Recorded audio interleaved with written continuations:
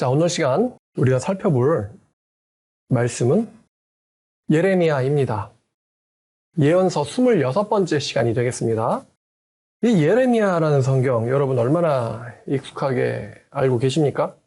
이 예레미야가 장수에 있어서는 이사야보다 적지만 그 글자 수나 길이에 있어서는 대선지서 중에 가장 긴 분량을 자랑합니다. 이사야보다도 길어요. 글자 수나 길이에 있어서.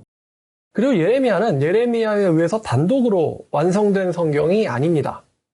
또한 예레미야는 다른 여러 장르의 글들이 집약되어 있는 성경인데 그 이유가 예레미야가 어려서부터 소명을 받는데 어려서부터 소명을 받아서 약 40년 동안 선지자 사명, 평생에 걸쳐서 선지자로 헌신을 하고 또 예레미야의 삶은 박해당하는 삶이었어요.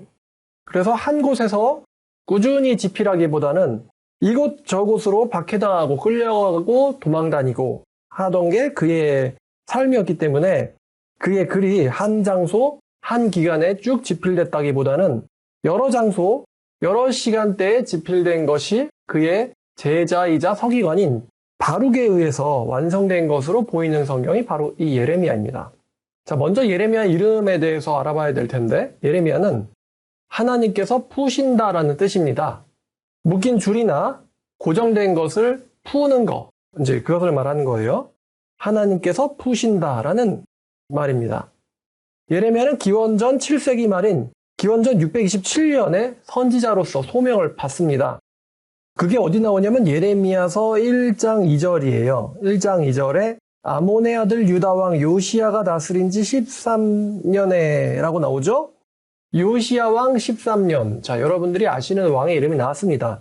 요시야는 기원전 640년에 즉위한 왕이기 때문에 13년 뒤면은 언제냐면 627년이에요. 기원전 627년에 선지자 소명을 받고 여담으로 627에서 40을 빼면 얼마가 되죠? 587이 되죠? 그러니까 예레미야의 선지 소명 40년쯤 뒤에는 바로 예루살렘의 멸망이 일어납니다. 자, 그래서 이 예레미야는 요시야 왕 때부터 시드기야에 의해서 예루살렘이 멸망하던 때까지 선지자적 소명을 받은 사람인데 이때 어떤 일들이 있었냐면은 기원전 605년에는 다니엘이 바벨론의 포로로 잡혀갔고 기원전 597년에는 에스겔이 포로로 잡혀갔습니다.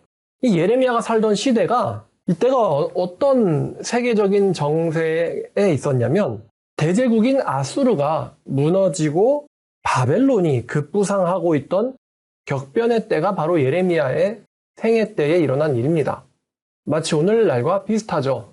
오늘날도 미국과 중국이 끊임없이 힘의 충돌을 일으키고 있습니다만 이스라엘 같은 경우도 아수르라는 전통적인 강국과 또 바벨론이라는 신흥 강국 사이에서 어디에 붙어야 할까? 이런 갈등이 있었던 시대가 또 예레미야 시대이기도 합니다. 자, 말씀드렸듯 예레미야가 선지자로 불림받던 때는 요시야가 통치하던 때였는데 그럼 요시야에 대해서 조금 이야기를 해야겠습니다.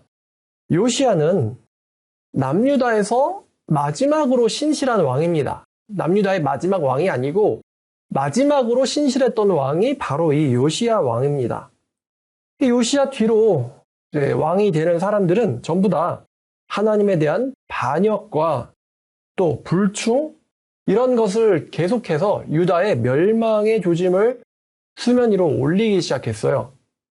예레미야가 선지자 직분을 맡기 전에 아수르는 아수르 바니팔, 성경에서는 오스나빨이라고 불립니다. 이라는 왕에 의해서 통치되고 있었는데 아수르 바니팔은 아버지 에살 핫돈에 물려받은 제국을 다스렸는데 이 사람이 처음에 통치하기 시작했을 때는 아수르가 안정되어 있었지만 그가 죽을 무렵에는 아수르 제국은 여기저기서 일어나는 반란을 제압하느라 기진맥진한 상태였습니다.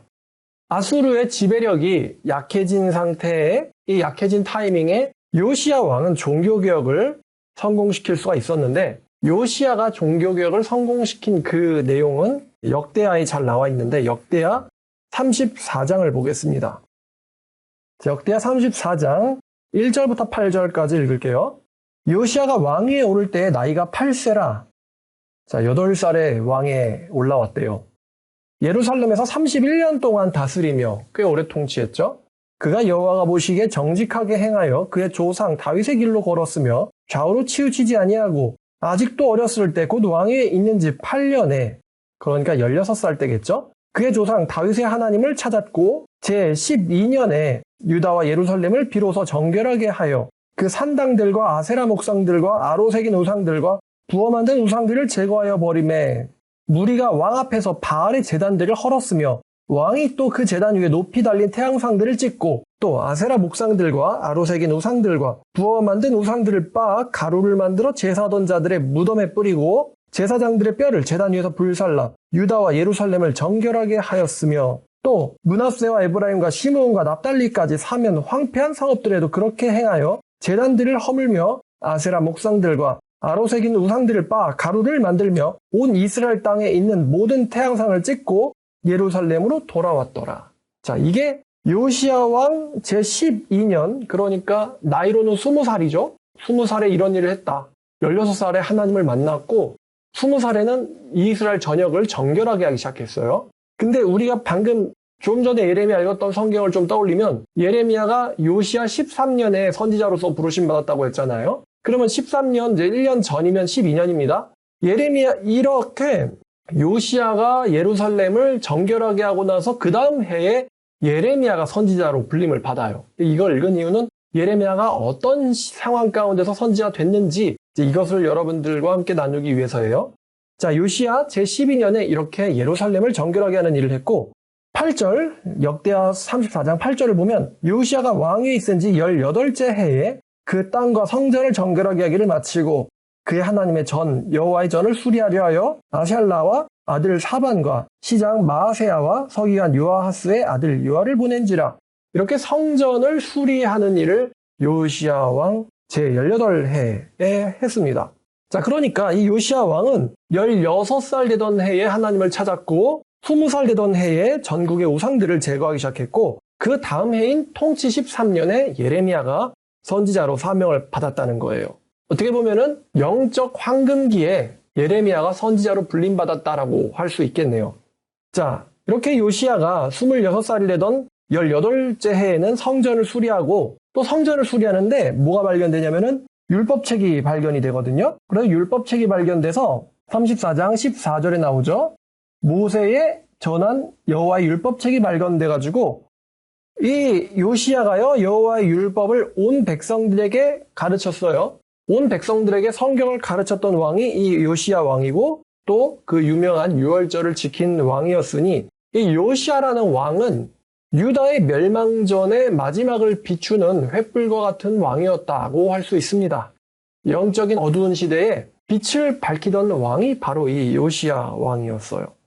그런데 말씀드렸듯이 요시야 뒤로는 더 이상 선한 왕이 등장하지 않습니다.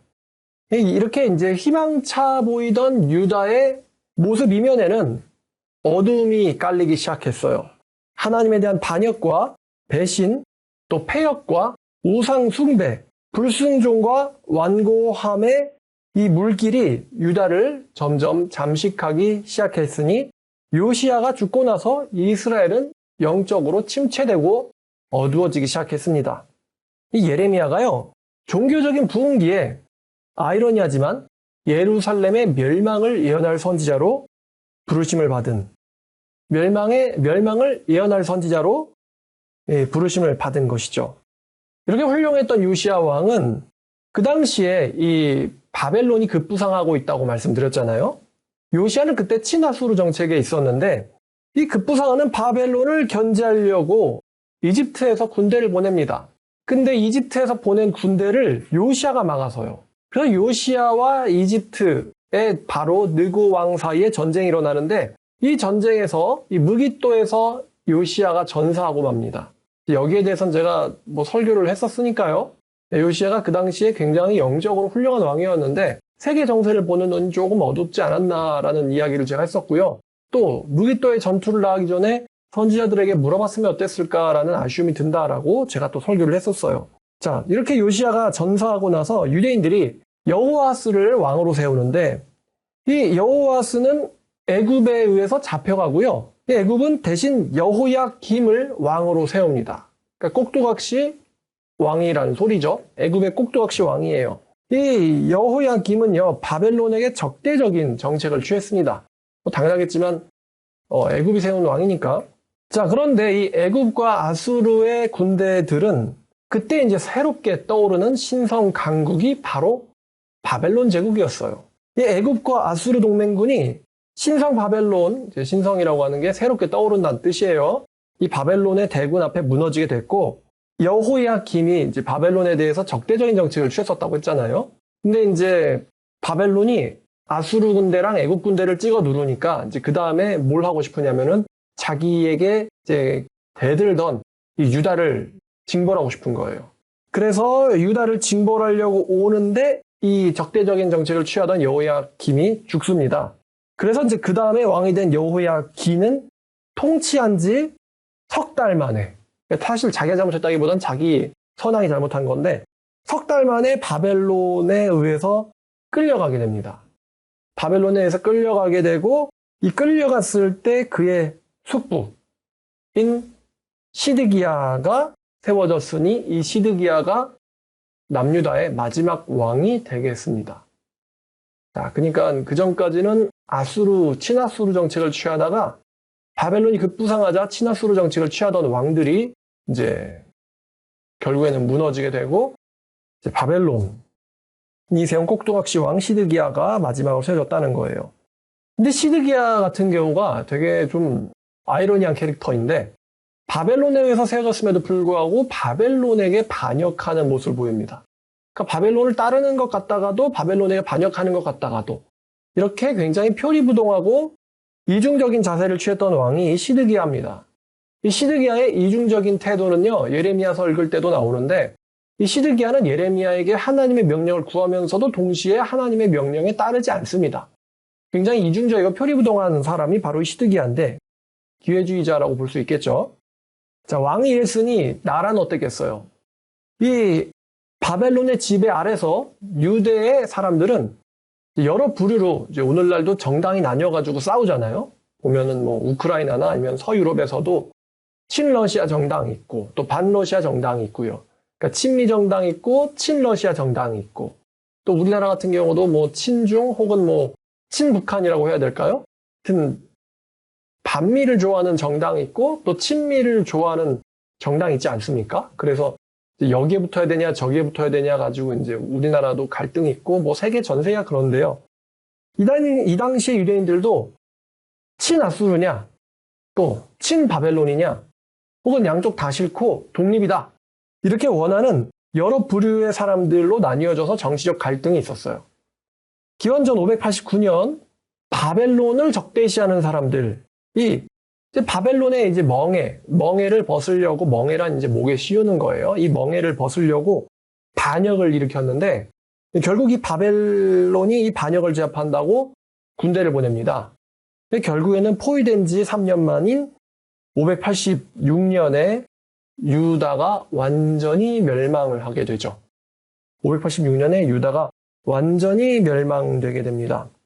마치 풍전등화와 같은 운명이었다 라고 할 수 있겠습니다. 자, 이렇게 예레미야가 선지자가 되던 때에 유다의 정세는 굉장히 급변하고 있던 정세였다는 거예요. 한치 앞길도 알 수 없었던 그 선한 왕 요시야조차도 한치 앞도 알 수 없었던 정치적인 정세가 급변하는 시대를 살았던 사람이 바로 이 예레미야라고 할 수 있겠습니다. 자, 그럼 예레미야에 대해서 좀 이야기를 해야 되는데 이 예레미야라는 청년이라고 하니까 기분이 좋네요. 잘생겼을지, 또 얼마나 건장할지. 자, 예레미야에 대해서 이야기하고 싶은데요. 자, 예레미야 1장 1절을 보면은 베냐민 땅 아나돗의 제사장들 중 hilkiya의 아들 예레미야의 말이라 라고 예레미야가 자기의 가문과 출신 지역을 소개하고 있습니다. 자, 예레미야의 고향 아나돗. 예레미야는 아나돗 출신이라는 거죠. 이 예레미야의 고향 아나돗이 예루살렘에서 북동쪽으로 5km 정도 떨어진 아주 작은 마을입니다. 이 아나돗이 여호수아 21장을 보면요. 여호수아 21장 17절부터 18절까지 보면, 자, 이게 지금 어떤 이야기냐면은, 이제, 여호수아는 그 당시에 이제 땅 분배를 하잖아요? 근데 각 지파들이 제사장들을 위해서 자기 지역을 제사장들의 성읍으로 줘요. 땅을 받은 각 지파들이 자기 지역에서 제사장들을 위해서 성읍을 줍니다. 그래서 이제 각 지파에 있는 제사장들 혹은 레위 지파들의 성읍에서 이 레위인들이 살면서 각 지역에 있는 이스라엘 백성들을 교육하는 일을 했을 것으로 추정되거든요. 그래서 베냐민 지파가 레위를 위해서 낸 성읍이 4개가 있었는데 그 중에 하나가 바로 이 아나돗입니다. 자, 17절을 보면은 베냐민 지파 중에서는 기브온과 그 목초지와 게바와 그 목초지와 아나돗과 그 목초지와 알몬과 그 목초지 곧 4성읍을 냈으니 이렇게 나오죠? 자, 이 4성읍을 제사장, 이제 13절을 보니까 제사장 아론의 자손에게 준 성읍이다 이렇게 나옵니다. 그러니까 베냐민 지파에 속해 있지만서도 이 레위인들의 성읍이 바로 이 아나돗이에요. 자, 그리고 예레미야라는 사람이 아마도 말이죠. 사무엘 당시의 제사장이 누구였죠? 사무엘 당시의 제사장이 엘리라고 하는 사람이었죠.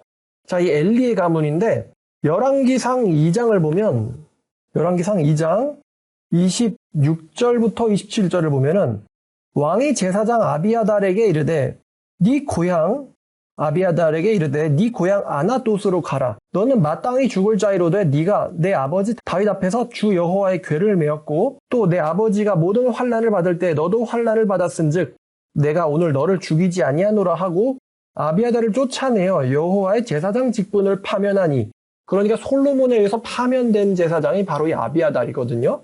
이 말씀은 여호와께서 실로에서 엘리의 집에 대하여 하신 말씀을 응하게 하려 함이었더라. 자, 이렇게 솔로몬에 의해서 제사장직에서 쫓겨난 사람이 바로 이 예레미야의 선조예요.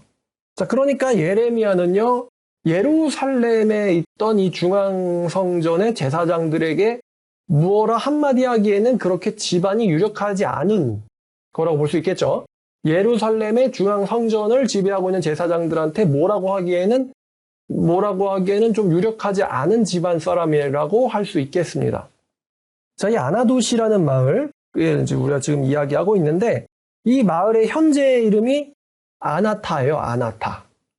제가 오늘 지도를 쭉 확대해가지고 봤어요.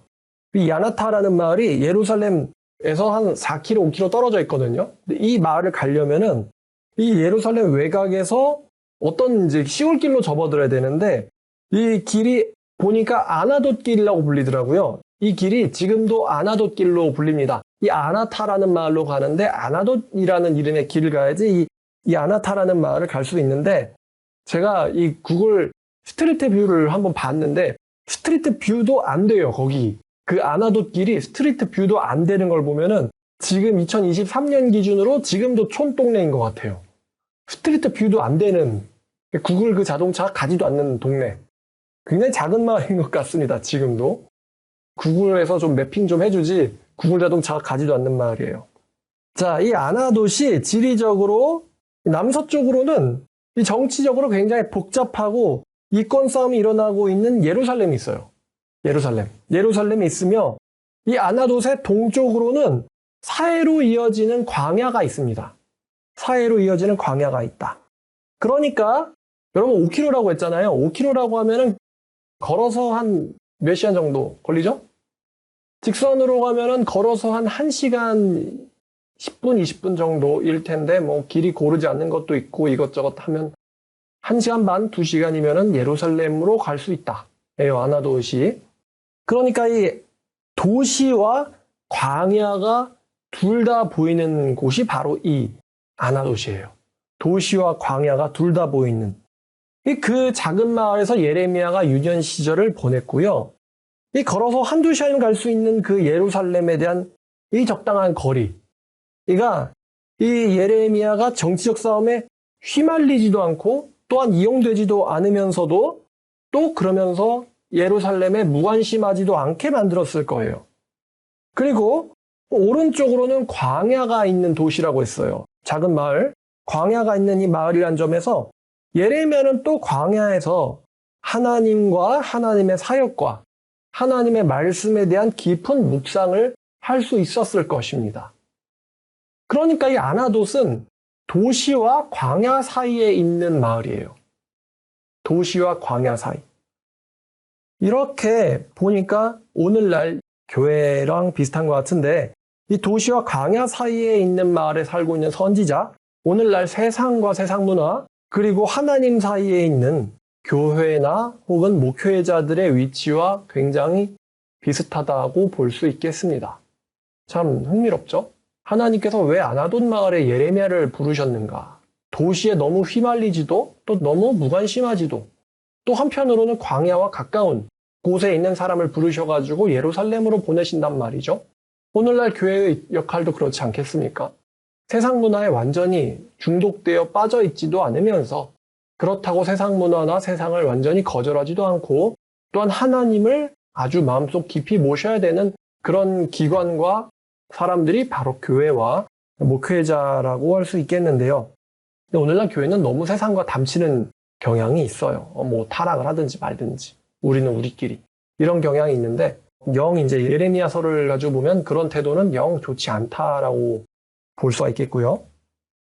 자, 그래서 예레미야를 가지고 말한다면 이 여러 별칭이 붙을 것 같은데 이 사람은 눈물로 호소하기에 눈물의 선지자라고도 불릴 수 있을 것이고 또 격동의 시대를 살았기에 격동의 선지자, 또 멸망을 예언하기에 멸망의 선지자, 또 광야의 선지자, 또 예레미야서가 종말에 대한 이야기도 조금 다룹니다. 종말의 선지자 등으로도 부를 수가 있겠어요. 예레미야서가 이사야만큼은 아니지만 예레미야서도 우리가 종말론을 연구할 때 상당히 많이 보는 성경 중에 하나입니다. 자, 그래서 이제 정리를 하자면 이러한데 예루살렘의 영적인 부흥기의 사역을 시작해서 만지방 왕 시드기야에서 끝나는 이 멸망을 예언하는 예레미야. 이런 예레미야는요, 제 개인적으로는 한국교회에 아주 적합한 롤모델입니다. 예레미야는 오늘날 개신교에 아주 적합한 롤모델이에요. 기독교 부흥기에서 꽤 지났지만 그 뒤로 예루살렘은 영적인 침체, 영적인 어둠 속으로 확 빨려 들어간단 말이죠. 그런 시대를 이제 사는 사람이 바로 이 예레미야입니다만 오늘 한국교회에 정말 쇠퇴와 좀 말하기 어려운데 멸망을 향해서 막 질주한다고 해야 될까요? 아니면 굴러 떨어지고 있다라고 표현을 할까요? 한국교회 이런 쇠퇴와 멸망을 향해 소멸을 향해서 가고 있는 이 상황에서 예레미야라는 사람은요, 굉장히 중요한 롤모델로 생각되는 사람입니다. 참고로 예레미야는 평생의 사역 동안 단 2명의 회심자를 얻습니다. 40년 동안 단 2명이에요. 얼마나 외로웠을까? 한 명은 외국 내시고요. 다른 한 명은 바룩이라고 하는 자기 서기관입니다. 정말로 외로웠던 선지자 아닌가 싶어요. 예루살렘에서도 치이고 예레미야서 읽어보면 자기 고향 청년들한테도 치입니다. 어디에도 자기 편이 없어요. 단 2명의 심자를 얻었던 예레미야인데 이 사람의 외침만큼 정확한 예언이 이 당시에 예루살렘에 없었죠. 서로 하나님의 뜻을 알지 못하고 내가 맞다 네가 맞다 싸우기만 했지 예레미야의 정확한 하나님의 뜻을 이해한 사람은 그 당시에는 없었어요.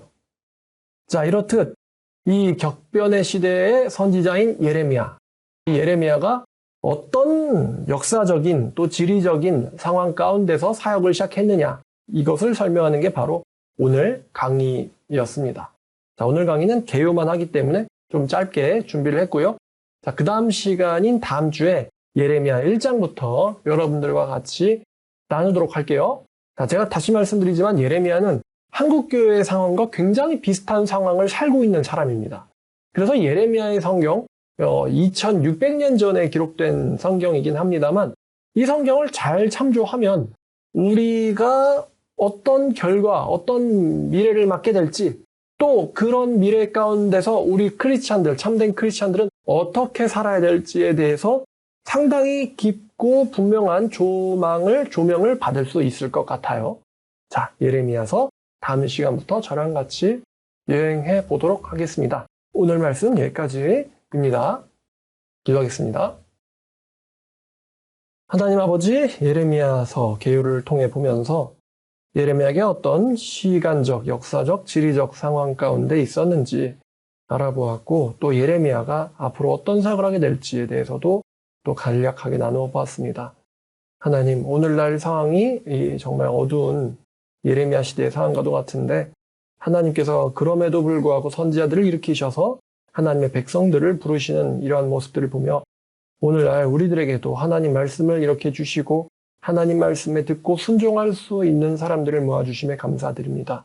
아버지 말씀에 귀를 기울이는 우리 될 수 있게 해주시고 또 예레미야에게 동료가 될 수 있는 그런 사람처럼 살 수 있도록 도와주시옵소서. 예수님의 이름으로 기도드렸습니다. 아멘.